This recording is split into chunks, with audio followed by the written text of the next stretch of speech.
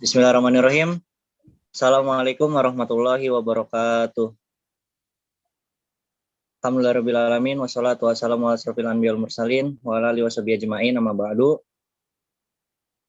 Dalam kesempatan kali ini, izinkan kami dari kelompok 4 ingin mempresentasikan tentang kode dan kodar. Sebelum kami mempresentasikan, izinkan kami memperkenalkan diri kami terlebih dahulu. Perkenalkan, nama saya Kaireza Auliana Zual, absen 18. Perkenalkan, nama saya Nail Sasabila dari absen 28. Perkenalkan, nama saya Muhammad Akil Muzaffar dari absen 21.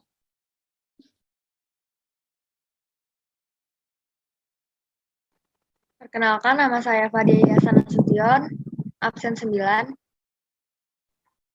Perkenalkan, nama saya Sabinat Fakamila, absen 30. Perkenalkan, nama saya Nadia Apriliani, absen 23. Perkenalkan, nama saya Jafar Malik Azriel, absen 15. Baik, selanjutnya kami akan memaparkan materi tentang beriman kepada kode dan kodar. Dalam kesempatan kali ini, kami ingin menjelaskan tentang pengertian dan dalil kewajiban beriman kode dan kodar. Yang ketiga yaitu hubungan kode dan kodar. Yang keempat, ada macam-macam takdir. Yang kelima, ada perilaku yang mencerminkan sifat dari kode dan kodar. Dan yang terakhir, ada hikmah beriman kepada kode dan kodar, serta terakhir penutup. Ya, Oke, jadi yang pertama yaitu pengertian dan dalil. Yang pertama adalah kodar. Kodar sendiri menurut bahasa artinya adalah kepastian, peraturan, dan ukuran. Kodar menurut istilah adalah perwujudan ketetapan atau kodok terhadap segala sesuatu yang berkenaan dengan makhluknya, sesuai dengan iradah atau kehendaknya. Yang kedua ada kodok. Menurut bahasa, kodok memiliki beberapa pengertian, yaitu hukum, ketetapan, pemerintah, kehendak, pemberitahuan, dan penciptaan. Sedangkan menurut istilah Islam, yang dimaksud dengan kodok adalah ketetapan Allah sejak zaman azali sesuai dengan irodahnya tentang segala sesuatu yang berkenaan dengan makhluknya. Dalil tentang kode dan kodar. Sebenarnya dalil tentang kode dan kodar ini sangat banyak tertera di dalam Al-Quran dan hadis.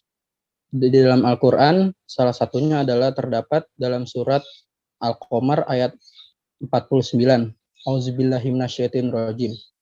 Inna kulla syai'in khalaqnahu biqadar. Artinya, sungguh kami menciptakan segala sesuatu menurut ukuran. Yang kedua, terdapat dalam hadis. Qala Rasulullah sallallahu alaihi wasallam, kataballahu maqadiral khalaiqi qabla an yakhluqas samawati wal arda bi khamsina alfa sanah. Artinya, Rasulullah sallallahu alaihi wasallam bersabda, Allah telah menciptakan takdir untuk setiap makhluk sejak 50.000 tahun sebelum penciptaan langit dan bumi. Hadis riwayat Muslim.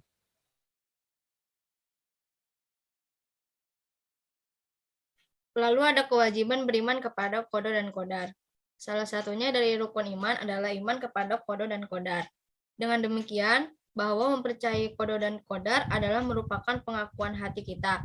Kita harus yakin dengan sepenuh hati bahwa segala sesuatu yang terjadi pada diri kita, baik yang menyenangkan maupun yang tidak menyenangkan adalah atas kehendak Allah.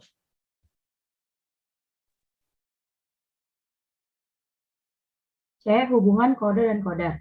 Telah diuraikan di atas bahwa kode adalah ketentuan hukum atau rencana Allah sejak zaman azali. Sedangkan kodar adalah kenyataan dari ketentuan atau hukum Allah. Jadi hubungan antara kode dan kodar ibarat rencana dan perbuatan. Perbuatan Allah berupa kodarnya selalu sesuai dengan ketentuannya. Di dalam surat Al-Hijr ayat 21 Allah berfirman, A'udzubillahi minasyaitonirrajim. Bismillahirrahmanirrahim. Wa in min syai'in illa indana khazainuhu wa ma nunazziluhu illa biqadarin ma'lum. Yang artinya, dan tidak sesuatu pun melainkan di sisi kamilah khazanahnya, dan kami tidak menurunkannya melainkan dengan ukuran yang tertentu. Ayat ini menerangkan bahwa sumber segala sesuatu yang bermanfaat bagi manusia semuanya ada dalam khazanahnya. Hanya saja untuk menggali dan mencari segala sesuatu yang diperlukan itu hendaklah disertai dengan kerja dan usaha yang keras.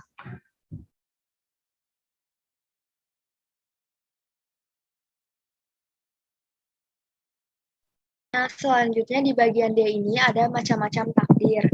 Dibagi menjadi dua, yang pertama ada takdir mu'alaq dan yang kedua takdir mubram. Takdir mu'alaq itu adalah takdir yang berhubungan dengan usaha ataupun ikhtiar manusia itu sendiri. Contohnya, ketika Bibi ingin menjadi juara kelas, maka ia akan belajar dengan keras. Contohnya itu kayak kepandaian, kesehatan, kekuatan, itu bisa dirubah tergantung ikhtiar manusianya.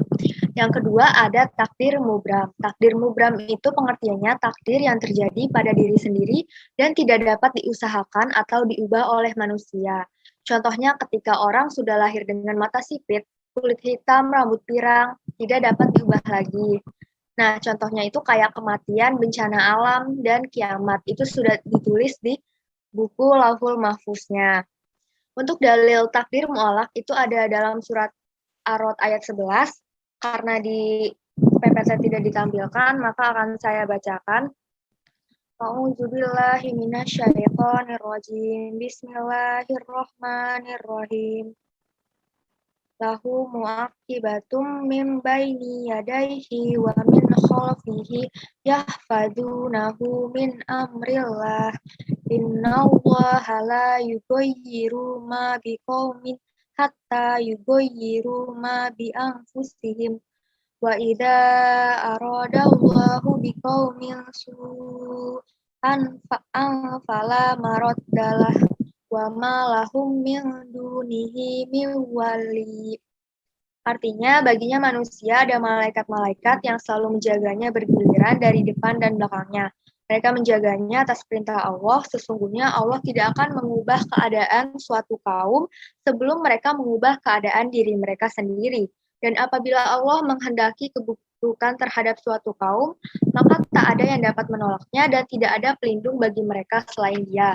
Nah, untuk dalil takdir mubram itu ada pada surat Al-Hadid ayat 22. A'udzubillahi minasyaitonirrajim. Bismillahirrahmanirrahim. Ma asaba min musibatin fil ardi wala fi anfusikum illa fi kitabim min qabli an nabra'aha. Inna dzalika 'ala Allahi yasir.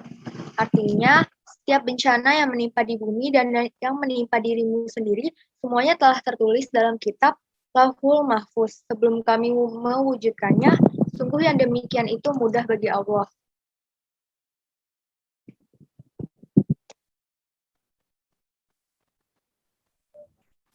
Perilaku yang mencerminkan beriman kepada qada dan qadar. Keimanan kita terhadap qada dan qadar Allah SWT harus dapat dibuktikan dalam kehidupan sehari-hari. Iman kepada qada dan qadar bukan hanya diucapkan dan dihayati, namun lebih dari itu harus diimplementasikan dalam kehidupan sehari-hari. Beberapa bentuk bukti keimanan kita terhadap qada dan qadar Allah SWT yaitu berjiwa qanaah, rela menerima kenyataan hidup yang dialami dengan ikhlas, berani menghadapi persoalan hidup karena yakin semua yang dialami adalah ujian dari Allah, senantiasa berprasangka baik kepada Allah ketika menghadapi kesulitan hidup, memiliki keberanian dalam berjuang menegakkan Islam karena yakin bahwa hidup dan mati ada pada kuasa Allah, memiliki jiwa yang tenang, tidak mudah terpengaruh oleh lingkungan yang kurang baik.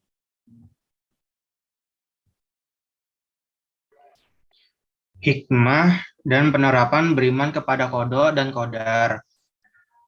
Untuk hikmah itu, macamnya itu ada satu, semakin yakin yang terjadi di dunia ini adalah sunatullah. Yang kedua, semakin termotivasi untuk berikhtiar guna mencapai cita-cita. Yang ketiga itu keyakinan akan pentingnya doa bertambah. Yang keempat itu tidak mudah berputus asa jika mengalami kegagalan. Yang kelima, menyadarkan manusia bahwa dalam kehidupan ini dibatasi oleh peraturan-peraturan Allah Subhanahu wa Ta'ala yang tujuannya untuk kebaikan manusia itu sendiri. Untuk penerapan perilaku beriman kepada qada dan qadar itu yaitu saya bisa berhenti dari kegiatan yang saya lakukan. Yang kedua itu saya bisa mundur dan berpikir. Yang ketiga itu saya bisa meminta istirahat. Yang keempat itu saya bisa meminta bantuan. Yang kelima itu saya bisa menutup mata dan menghitung sampai 20. Yang kelima itu saya bisa menarik napas dalam-dalam. Yang keenam itu saya bisa memikirkan tempat yang aman. Yang ketujuh itu saya bisa mengungkapkan yang saya rasakan.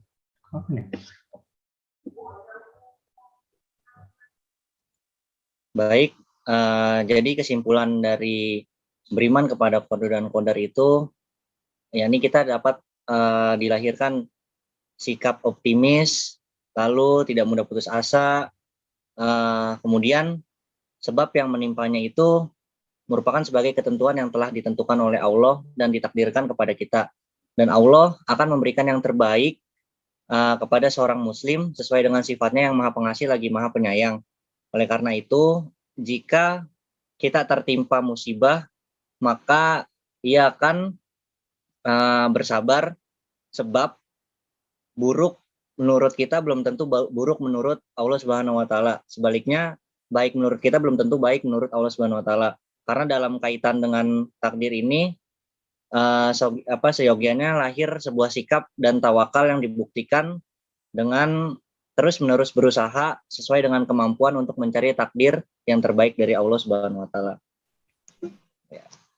Baik, setelah kita memaparkan materi tentang qada dan qadar, kami akan menjawab pertanyaan-pertanyaan dari kelompok 1, 2, dan 3. Pertanyaan pertama. Pertanyaan pertama dari Navanur dari kelompok 1. Pertanyaannya, apakah rezeki dan jodoh merupakan hasil ikhtiar manusia atau hasil pemberian Allah atau tidak? Jawabannya, rezeki dan jodoh telah ditetapkan oleh Allah. Tapi untuk mendapatkannya, kita juga tidak hanya diam ataupun menunggu, kita harus berusaha ataupun berikhtiar. Allah menuntut kita untuk selalu berikhtiar, berusaha, dan berupaya dengan cara yang baik. Namun hasilnya Allah lah yang menentukan. Oleh karena itu, perkara jodoh, rezeki, dan ketentuan atau takdir, kita tidak berhak menentukan.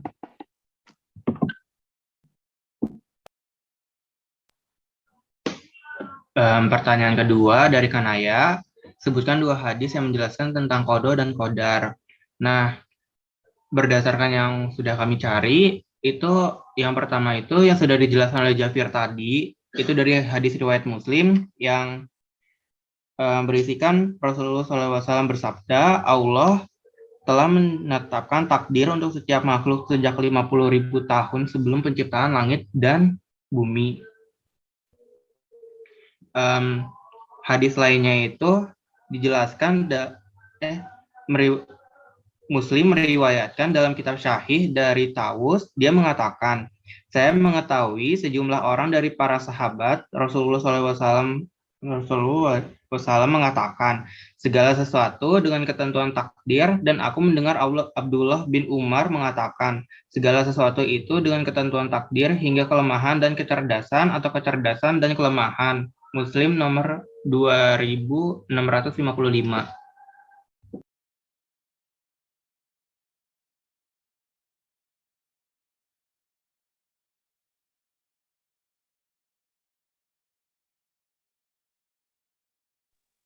Selanjutnya pertanyaan yang ketiga. Selanjutnya pertanyaan dari kelompok 2. Yang pertama Alfa Bayu. Apa Allah sudah tahu takdir kita di masa depan? Jika sudah tahu, apakah manusia dibebaskan memilih atau dijalankan? Atau sudah ditentukan? Oke, jawabannya adalah iya. Salah satu asma Allah yaitu Maha Mengetahui. Allah Maha Mengetahui segala sesuatu yang ada di bumi, yang sudah terjadi, yang sedang terjadi, dan yang akan terjadi. Sebenarnya setiap manusia ditakdirkan menjadi manusia yang baik dalam hal apapun. Namun manusia diberikan kebebasan untuk memilih dan juga harus bertanggung jawab dalam menentukan dan menjalankan pilihannya. Contohnya, Allah itu sudah mentakdirkan jodoh, rezeki, kesehatan. Tapi manusia diberikan pilihan apakah mereka ingin mendapatkannya atau tidak. Seperti kesehatan. Kalau kita tidak ingin mendapatkan kesehatan, kita tidak perlu menjaga kesehatan, seperti itu. Dan juga Untuk takdir mu'alaq, contohnya yaitu kematian. Kadang manusia itu memilih untuk melawan takdir, seperti memilih untuk bunuh diri. Terima kasih. Ya baik, berikutnya pertanyaan yang keempat, yaitu dari kelompok 2 dari Talita. Pertanyaannya, bagaimana qada dan qadar menurut Muhammad Abduh? Jadi menurut pandangan Muhammad Abduh, qada itu merupakan kaitan antara ilmu Tuhan dengan sesuatu yang sudah diketahui. Sedangkan qadar merupakan terjadinya sesuatu sesuai dengan ilmu Tuhan. Jadi dapat kita simpulkan bahwa ilmu dan pengetahuan Tuhan itu merupakan inti pengertian dari qada dan qadar. Apa yang diketahui Tuhan pasti akan menjadi kenyataan dan mustahil bisa disebut sebagai suatu yang diketahui jika tidak sesuai dengan kenyataan. Terima kasih. Selanjutnya pertanyaan dari Alfian, karena pertanyaannya sama seperti pertanyaannya Nafanur, apakah rezeki dan jodoh merupakan hasil ikhtiar manusia atau hasil pemberian Allah? Sejak Allah Azza wa Jalla menciptakan pena, segala sesuatu sampai hari kiamat sudah tercatat di Lauhul Mahfuz. Sebab saat pertama kali menciptakan pena, Allah Azza wa Jalla berfirman kepada pena, yang artinya tulislah. Pena bertanya, wahai Robku, apakah yang harus aku tulis? Allah berfirman, tulislah apa saja yang akan terjadi. Lalu berjalanlah pena itu pada saat itu menuliskan apa yang akan terjadi sampai hari kiamat. Selanjutnya pertanyaan dari kelompok 3. Yang pertama dari Amel. Sebutkan perilaku seseorang yang mencerminkan kesadaran beriman kepada qada dan qadar. Yang pertama itu berjiwa qanaah, berani menghadapi persoalan hidup, senantiasa berprasangka baik kepada Allah, memiliki keberanian dalam berjuang menegakkan Islam, memiliki jiwa yang tenang, rajin beribadah kepada Allah, selalu meningkatkan potensi diri, jauh dari sifat sombongan dan keangkuhan, sebab meyakini semua kelebihan, prestasi, dan keberhasilan yang dicapai adalah ketentuan yang datangnya dari Allah. Selanjutnya, pertanyaan dari kelompok 3 yang dari Hilda Aulia. Mengapa beriman kepada qada dan qadar menimbulkan ketenangan jiwa? Menurut saya, beriman kepada qada dan qadar itu kan artinya percaya dan yakin bahwa Allah telah menentukan ketetapan-ketetapannya bagi manusia-manusia. Nah, ketika kita beriman, maka kita akan merasa senang dan menerima dengan ikhlas atas semua ketentuan Allah Subhanahu wa Ta'ala. Tidak akan ada kekhawatiran di dalam jiwa karena kita yakin bahwa ketetapan Allah yang terbaik dan Allah senantiasa menghendaki kebaikan pada diri-diri hambanya. Jika kita beruntung atau berhasil, maka kita akan bersyukur. Dan jika kita terkena musibah ataupun gagal, kita akan menganggap itu harus bersabar dan berusaha lagi. Dan terima kasih. Ya, baik. Berikut tadi itu merupakan sesi tanya jawab tentang materi beriman kepada qada dan qadar. Itu saja yang dapat saya sampaikan dan kelompok kami sampaikan. Terima kasih atas perhatiannya. Mohon maaf apabila ada kekurangan. Terima kasih. Assalamualaikum warahmatullahi wabarakatuh.